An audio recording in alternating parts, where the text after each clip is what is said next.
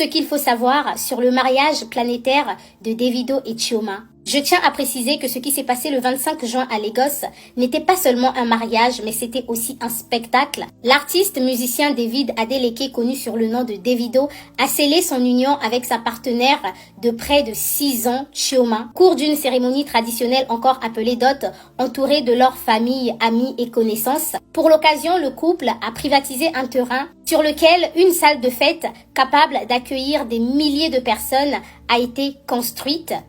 Le mariage de Davido, c'est actuellement le mariage le plus commenté en Afrique parce que Davido n'a pas fait les choses à moitié. Le jour du mariage même, Davido a une fois de plus offert à sa femme une voiture de luxe. Alors sans plus tarder, on va rentrer dans les détails de ce mariage et parler de la cérémonie traditionnelle. Alors comme la tradition l'exige, Chioma doit aller à la recherche de son mari. Elle doit pouvoir repérer son mari parmi tous les hommes présents à cette fête. Chioma va effectuer le déplacement jusqu'à la table de son mari avec un verre dans les mains qu'elle a très bien protégé. Davido pagailleur comme d'habitude, il avait du mal à rester tranquille sur une chaise et là on voit son père le calmer. Chioma à genoux devant son mari a bu le contenu du verre. C'est très symbolique, c'est une façon de le mettre en confiance avant de lui tendre le verre. Cette boisson est très amère et Davido n'arrivait pas à boire tout le contenu. Mais comme la tradition l'exige, il doit tout finir. Et après avoir bu en tant que chef de famille, il est censé ordonner à sa femme de se lever. Mais comme il fait tout dans l'amusement, il va d'abord se lever et le geste sera très rapidement rattrapé. On va lui demander de prendre Chioma. Alors ce geste, c'est vraiment un signe de soumission dans la tradition et surtout dans le mariage, comme quoi lorsque ton mari ne t'ordonne pas de faire quelque chose, tu ne dois pas le faire. Après l'étape de la boisson, vient ensuite l'étape où la famille de Davido se présente devant la famille de Chioma pour supplier les parents de Chioma de donner leur fille en mariage. Une fois la demande acceptée, Davido s'est prosterné devant les parents de Chioma pour dire merci. Il a profité de l'occasion pour dire au père et à la mère de Chioma que votre fille sera aimée, protégée et respectée. Il y avait beaucoup d'émotions. Davido a pleuré pour dire merci au père de Chioma. D'ailleurs, je n'ai jamais vu un marié pleurer autant le jour de son mariage.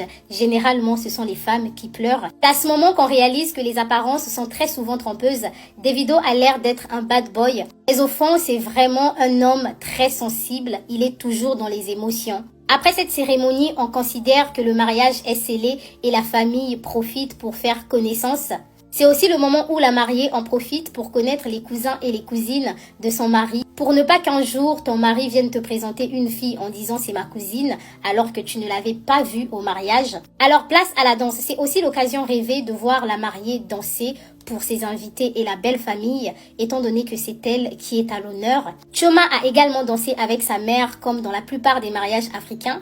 Les mamans font aussi les vedettes étant donné qu'elles sont très heureuses de marier leur fille. La famille de Davido a également profité du moment. On voit Davido prendre les photos avec son père ainsi que ses frères. Et en parlant du père de Davido, lors de ce mariage, il y a également eu un moment très capital. C'est le moment où on voit Davido se prosterner devant son père. Ils étaient en train de danser et tout d'un coup, Davido s'est prosterné devant son père pour demander sa bénédiction.